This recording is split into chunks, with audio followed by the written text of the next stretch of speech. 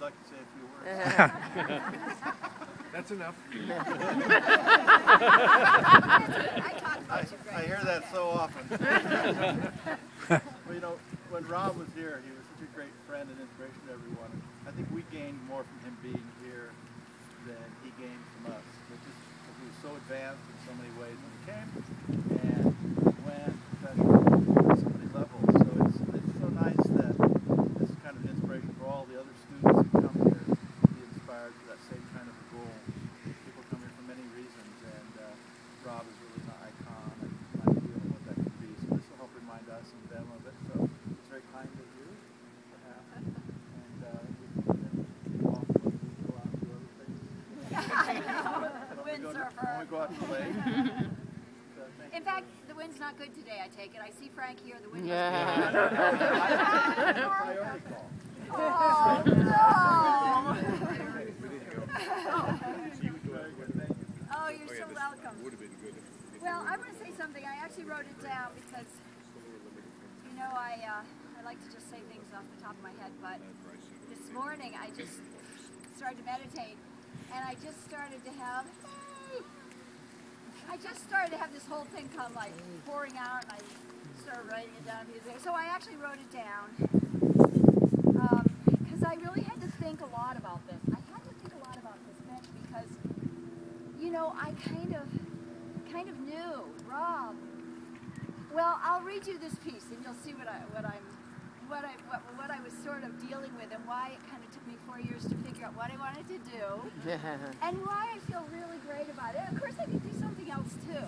I like that idea too. But anyway, I think of this as the bench warming we're having today. Warming his bench up.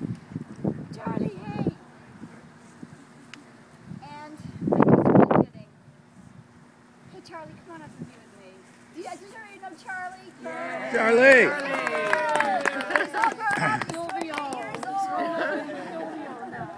Really nice to see everybody. I'm sorry I'm late. No, that's okay. We're just starting. All right. And, you know, well, we missed a little bit. That's okay. Anyway, Charlie's here for a couple of weeks visit. He's here from Cologne, where he lives. His family's there, and he's got a wonderful thing going, teaching. He's got his own business, franchise business, that he's teaching kids English, and he's doing great with it. It's going to be a great success, and he loves it. And anyway, you'll hear more from him. But I'm so happy to have him here. And anyway, I think it's very fitting to put a memorial bench for Rob here at McLaughlin Hall, because Rob loved computer science, and he did devote most of his life to it. He would have majored in it when he went to Michigan State, except I don't believe a computer science major existed in 1968. Am I right? Yes. Yes. I think that computer science didn't exist, but I believe Bruce Lester wrote a paper in '72. So I think they're here. Bruce! It started as part of the electrical engineering department, and then eventually split off. Yes, and Bruce wrote a paper about parallel processing that was just published last year. Am I right? He wrote it in 1972 at MIT. Not exactly. Something like that. It was very impressive. This was a man who was really, really ahead of his time. So keep an eye on what he's doing right now. Anyway, Rob majored in physics at Michigan State, and then he went on to work in aeronautics for William Sigler at the U.S. Navy, and that was really a joy because he was, as we all know, a very avid pilot. And if there is a heaven, I have to say he's flying an airplane there, even though everyone else might be flying on their own. He's in an airplane. And while he was working at Michigan, another passion came into his life when he learned the TM technique from Connie Hubner in Grand Rapids. And let me just say here, I never knew him to miss a meditation in his life. And so when he decided he wanted to get a master's in computer science in, I think it was 86? Around there. 86 or 85. Oh, okay, but he might have finished the degree. Well, I don't know, was it 2 years?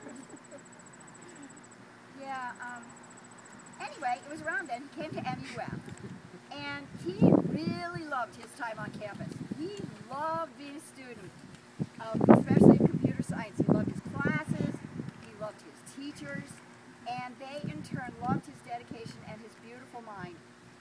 I have to say that when I was cleaning up the basement a couple of years ago, I came across a box that I'd never looked in before, and it was full of notebooks that contained Rob's work for each of his classes. And they were unbelievable. You're going to have to see them. They're unbelievable. The comments, the A's, the A pluses, the A plus pluses, and the comments of the teachers were so moving to see. And I could not even believe that I had been living with this man. And like making him take out the garbage and stuff because oh my God, I know.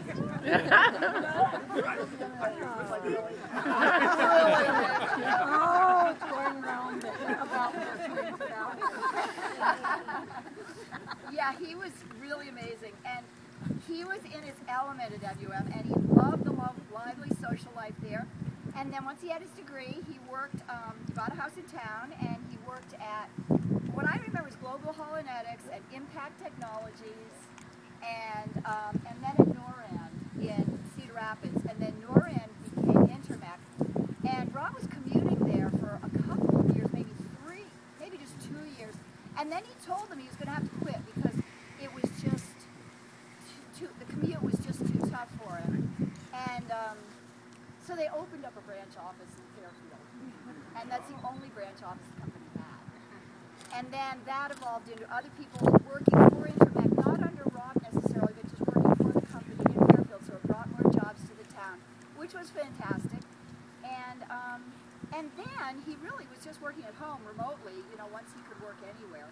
And of course I could say so much about the amazing work he did in the International Standards Board that he worked on for RFID technology, which someday may come to light, but seems to be stalled actually. And he was disappointed, like that it was, it really was hitting some roadblocks just getting all the nations to agree on identical standards for this huge new technology, where instead of having barcodes, you just run these pallets through a barge that scanned everything like that, millions of items like that, and it's going to be great, but it's taken a long time. He thought it was going to be happening like by now. Anyway, he loved his work, and his employers loved him. He was honored many times at Intermec. I could go on and on about this, but he also was awarded a patent after he died, unfortunately. And but I know he's very happy about that because that was really hard work. It's on software to allow trusted time stamping from a third-party source. That's what it was. So he was smiling about that and happy. Very happy. And the only thing, or at least the main thing that Rob didn't like about his work was that there was really just too much of it. As maybe everybody or a lot of people feel these days working for a big company, he just worked really long hours and a lot of weekends. But almost every Saturday and Sunday often, he would come down from his office at about 3 o'clock and he'd say, "You want to go out for a walkie?" And we would get the doggy, we'd get Tucker, who's out in the car ready to go for a walk, and we'd go out to Jefferson County Park or to Lake Kisakwa or Lake Darling, and we would walk in the woods and get back in touch with Rogan, almost over. And that was just such a happy thing for Rob. He loved being out in nature. He loved the woods and just a walk. It didn't have to be anything fancy, just walking in the woods. We really loved it. So, of course, I had to think really hard. Shouldn't a bench be at Lake, no, not there, but at Jefferson County Park where we could all go. And I just felt like it would just be too lonely for me to think of a bench out there in the woods by itself. I couldn't deal with it. Now he would love it.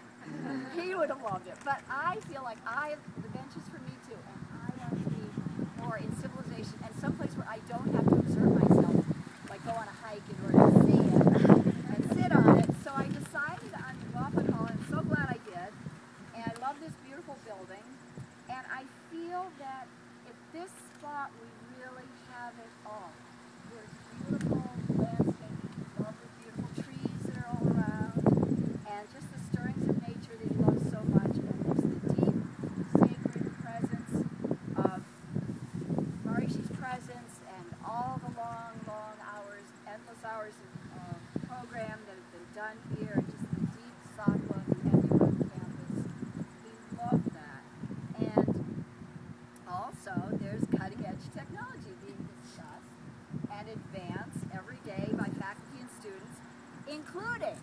was happy to see the other day when I came by for a visit, including some very beautiful young women. And I know you'd appreciate that too. Yeah. I mean, at first I thought, oh my gosh, I found the one spot on campus that's only going to be populated by men. But no. So that's wonderful. And really it has everything except a small lake to windsurf on.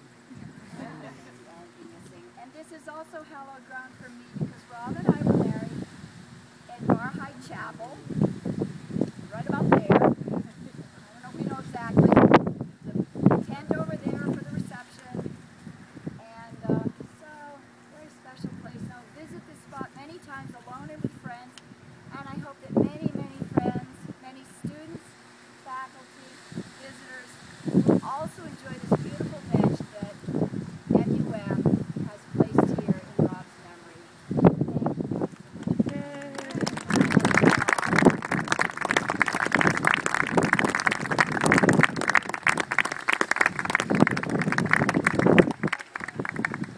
I think Charlie wants to say something too. Could we speak first maybe, and then maybe anybody else, or should we cut first? No, let's cut first.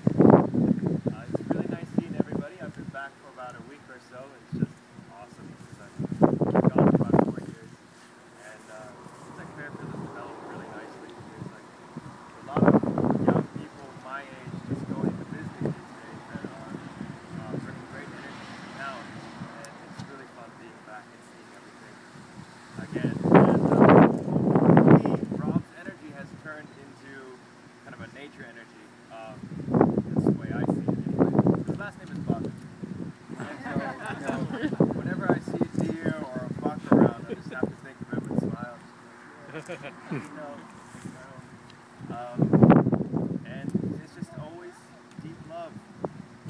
And, on my birthday, there was a fun thing that happens. Like here in Iowa, we've got deer all the time. My birthday was on October 14th, so just a while ago. So in Germany, we don't have very many deer in the woods. You know, it's not that heavily populated like here in Iowa. And my mom picked me up from the train station and drove to her house up a hill through a little foresty area. And then just in the middle of the road, there was this really big, beautiful 10-point buck standing there. It's never happened before. My family's never seen that before. Just standing in the street looking at us and then kind of calmly walking into the middle of the woods. He's like, hey, happy birthday, Charlie. And I thought that was really beautiful. You know, maybe I'm interpreting more into the actually. No, we'll take it. I appreciate it, and yeah, I hope this